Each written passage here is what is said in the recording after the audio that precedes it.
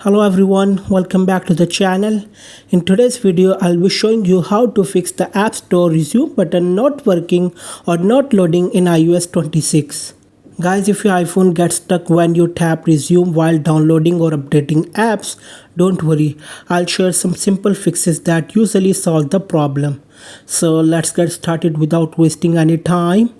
First, some quick checks before the main fixes. Make sure your Wi-Fi or mobile data is working properly. Open the control center and toggle airplane mode on and off. If possible, switch between Wi-Fi and cellular data to see if it helps. If the issue is still there, follow these methods one by one. Method 1. Restart the App Store. Open the App Switcher. Close the App Store completely, reopen it and try tapping the resume button again. Method 2. Sign out and back into Apple ID. Open the settings and go to your iCloud profile. Now scroll down and select Media and Purchases. Tap Sign Out.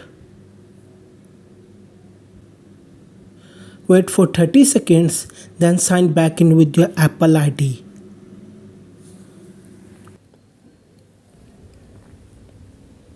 Now try resuming the app download. Method 3. Check storage space. For that, go to Settings, General, iPhone Storage. Make sure you have enough free space.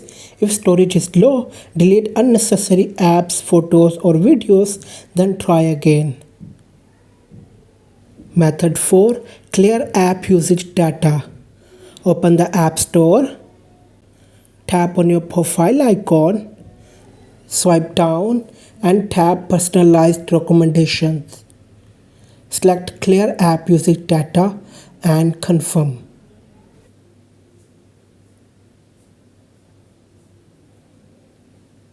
After following these steps, the App Store resume button should start working normally and you'll be able to download or update apps without any issue. That's it for today's video. If this video helped you, don't forget to like, share and subscribe for more iOS 26 tips and fixes. Thanks for watching.